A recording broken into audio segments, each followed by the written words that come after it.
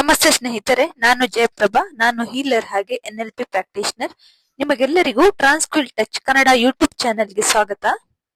ಇವತ್ತಿನ ವಿಡಿಯೋದಲ್ಲಿ as per ವಾಸ್ತು bedroom ಯಾವ ತರ ಇರಬೇಕು, ಬೆಡ್ರೂಮ್ ಯಾವ ಜಾಗದಲ್ಲಿ ಬಂದ್ರೆ ಉತ್ತಮ, ಇದೆಲ್ಲ ಇವತ್ತಿನ ವಿಡಿಯೋದಲ್ಲಿ ನೋಡೋಣ. ಅದಕ್ಕಿಂತ ಮೊದಲು ಯಾರಾದ್ರೂ ಫಸ್ಟ್ ಟೈಮ್ ನನ್ನ ವಿಡಿಯೋ ನೋಡ್ತಾ ಇದ್ರೆ ಲೈಕ್ ಮಾಡಿ, ಶೇರ್ ಮಾಡಿ, ಸಬ್ಸ್ಕ್ರೈಬ್ ಮಾಡಿ. ಬೆಡ್ರೂಮ್ ಸ್ಟ್ರಕ್ಚರ್ ಗಿಂತ ಮೊದಲು ನಿಮ್ಮ ಬೆಡ್ರೂಮ್ ಅನ್ನು ತುಂಬಾ ಕ್ಲೀನ್ ಆಗಿ ಇಟ್ಕೊಳ್ಳೋದು ತುಂಬಾ ಇಂಪಾರ್ಟೆಂಟ್. ಹಾಗೆ ನಿಮ್ಮ ಬೆಡ್ರೂಮ್ ಅಲ್ಲಿ ತುಂಬಾ ಹಳೆಯ ವಸ್ತುಗಳು, ಅಂದ್ರೆ ನೀವು ಯೂಸ್ ಮಾಡದೆ ಹಾಗೆ ಇಟ್ಟಿರುವ ವಸ್ತುಗಳನ್ನ ಹಾಗೆ ಇಟ್ಕೋಬೇಡಿ. ಅದನ್ನ ಯೂಸ್ ಮಾಡ್ಕೊಳ್ಳಿ, ಇಲ್ಲದಿದ್ರೆ ಹೊರಗಡೆ ಹಾಕಿ ಬಿಡಿ. ಯಾವಾಗ್ಲೂ ಬೆಡ್ರೂಮ್ ನೈಋತ್ಯ ದಿಕ್ಕಿನಲ್ಲಿರ್ಬೇಕು, ಅಂದ್ರೆ ಸೌತ್ ವೆಸ್ಟ್ ಬರುತ್ತೆ. ಈ ದಿಕ್ಕಿನಲ್ಲಿ ಮಲಗಿದ್ರೆ ಒಳ್ಳೆಯ ಭವಿಷ್ಯವನ್ನು ಸೂಚಿಸುತ್ತೆ. ಯಾರು ಹೊಸದಾಗಿ ಮದುವೆ ಆಗಿರ್ತಾರೆ ಅವರು ಹಾಗೂ ಮಕ್ಕಳು ಆಗದೆ ಇರುವವರು ನಾರ್ತ್ ವೆಸ್ಟ್ ಗೆ ಮಲಗಿದ್ರೆ ಬೇಗ ಮಕ್ಕಳಾಗುತ್ತೆ. West is best for manifestation ಅಂತ ಹೇಳ್ತಾರೆ. ಅದಕ್ಕೆ ಹೊಸದಾಗಿ ಮದುವೆ ಆದವರಿಗೆ ನಾರ್ತ್ ವೆಸ್ಟ್ ಅಲ್ಲಿರುವ ಬೆಡ್ರೂಮ್ ನ ಕೊಡ್ತಾರೆ. ನೀವು ಎಲ್ಲೇ ಮಲಗಿದ್ರು ಕೂಡ ನೀವು ಮಲಗಿರುವ ತಲೆಯ ಮೇಲೆ ಬೀಮ್ ಅಥವಾ ಸಜ್ಜ ತರ ಬರಬಾರ್ದು. ಸಜ್ಜ ತರ ಓಲ್ಡ್ ಮನೆಗಳಲ್ಲಿ ಬರ್ತಿತ್ತು, ಇತ್ತೀಚಿನ ಮನೆಗಳಲ್ಲಿ ತುಂಬಾ ಕಡಿಮೆ. ಆ ಜಾಗದಲ್ಲಿ ಕಬೋರ್ಡ್ ಮಾಡಿರ್ತಾರೆ. ಈ ಸಜ್ಜದಲ್ಲಿ ಏನ್ ಮಾಡ್ತಾರೆ ಅಂದ್ರೆ ಯೂಸ್ ಆಗದಿರೋ ವಸ್ತುಗಳನ್ನೆಲ್ಲ ಅಲ್ಲಿ ಹಾಕಿಟ್ಟಿರ್ತಾರೆ. ಅದು ನಮ್ಮ ತಲೆಯ ಮೇಲೆ ಬರಬಾರ್ದು, ಯಾಕಂದ್ರೆ ತುಂಬಾ ಡಿಸ್ಟರ್ಬ್ಡ್ ಸ್ಲೀಪ್ ಇರುತ್ತೆ.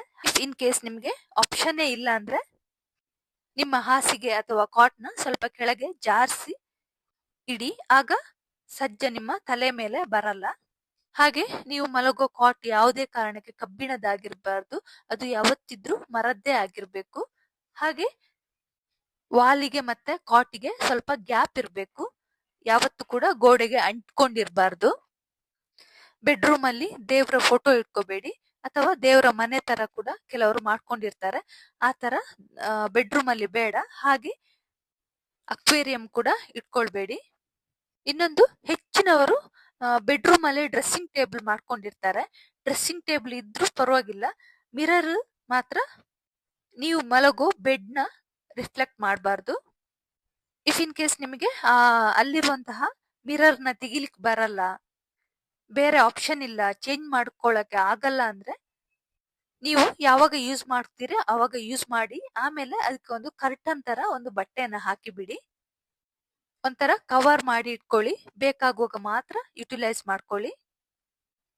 ಮತ್ತೊಂದೇನಂದ್ರೆ ಬೆಡ್ರೂಮ್ ಇದ್ದು ಡೋರು ಯಾವಾಗ್ಲೂ ಓಪನ್ ಮಾಡುವಾಗ ಸೌಂಡ್ ಬರಬಾರ್ದು. ಹಾಗೆ ಅದು ಕಂಪ್ಲೀಟ್ ಮುಚ್ಚಿರ್ಬೇಕು ಅಥವಾ ಫುಲ್ ಓಪನ್ ಇರ್ಬೇಕು, ಅಂದ್ರೆ 90 ಡಿಗ್ರಿಯಲ್ಲಿ ಇರ್ಬೇಕು ನಿಮ್ಮ ಬೆಡ್ರೂಮ್ ಇದ್ದು ಡೋರು. ಇನ್ನು ಹೆಚ್ಚಿನವರಿಗೆ ಡೌಟ್ ಇರುತ್ತೆ ಯಾವ ಕಡೆಗೆ ತಲೆ ಹಾಕಿ ಮಲ್ಕೊಳ್ಬೇಕು ಅಂತ. ರಾತ್ರಿ ನಿದ್ದೆ ಮಾಡ್ಲಿಕ್ಕೆ ದಕ್ಷಿಣದ ಕಡೆ ಮತ್ತು ಪೂರ್ವದ ಕಡೆ ಉತ್ತಮ ತಲೆ ಹಾಕಿ ಮಲಗಲಿಕ್ಕೆ. ಯಾವುದೇ ಕಾರಣಕ್ಕೆ ಉತ್ತರ ಮತ್ತು ಪಶ್ಚಿಮ ದಿಕ್ಕನ್ನ ಚೂಸ್ ಮಾಡ್ಕೊಳ್ಬೇಡಿ, ಅದು ಅಷ್ಟು ಒಳ್ಳೆಯದಲ್ಲ. ಹಾಗೆ ಉತ್ತರ ದಿಕ್ಕು ಇದು ಸೈಂಟಿಫಿಕಲಿ ಕೂಡ ಪ್ರೂವ್ ಆಗಿದೆ, ಇದು ಉತ್ತರ ದಿಕ್ಕು ಒಳ್ಳೆಯದಲ್ಲ ಅಂತ.